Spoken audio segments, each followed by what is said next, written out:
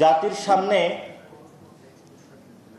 মুখে একটা অন্তরে একটা এই ধরনের যে আচার ব্যবহার রয়েছে এটা স্পষ্টত হচ্ছে। গণভোট প্রশ্নেও জামাত পরবর্তীতে হয়তো বা বিএনপির সাথে ঐক্যবদ্ধ হয়ে যাবে যে ঠিক আছে তাহলে ইলেকশনের দিনে গণভোট করি।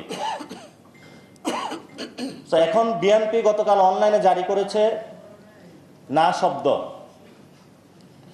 বিএনপির না শব্দ বলার কোনো ওয়ে নাই, তারা হ্যাঁ অলরেডি বলে দিয়েছে।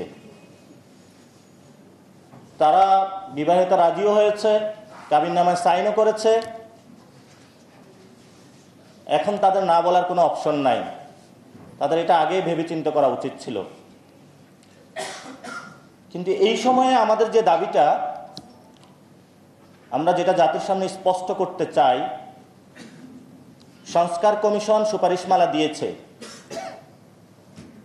ডক্টর ইউনূসের কোর্টে এখন বল।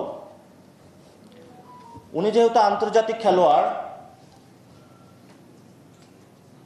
বলা হয়ে থাকে যে বিদেশি প্লেয়াররা বাংলাদেশের মাঠে খেলতে আসলে একটু পিছলায়া যায়, কারণ বাংলাদেশের মাঠটা অনেক বেশি পিছলা।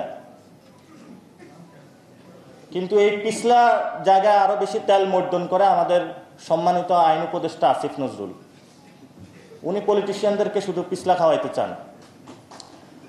তো এই যে ড্রাফটটা হয়েছে, ড্রাফটটা জাতির সামনে উন্মুক্ত করতে হবে, কারণ আসিফ নজরুলের উপর আমাদের সেই আস্থাটা নেই। এই ড্রাফট সুপারিশমালা যখন উনি করবেন, উন্মোচিত না করে উনি সেখানে একটা অসৎ উদ্দেশ্যের আশ্রয় নিতে পারেন। সেজন্য আমরা বলছি আগে এটা আপনাকে পাবলিশ করতে হবে।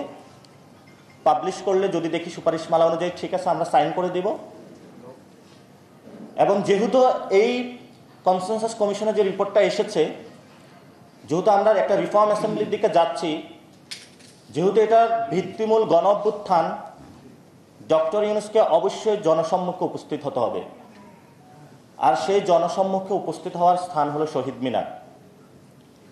শহীদ মিনারে উনি যাবেন,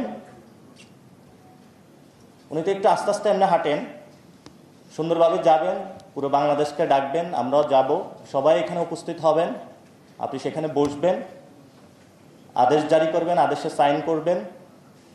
তবে আমাদের আহ্বান থাকবো রাজনৈতিক দলগুলোকে একটু নিচে রাখবেন, শহীদ এবং আহত ফ্যামিলিদেরকে একটু উপরে রাখবেন। এবার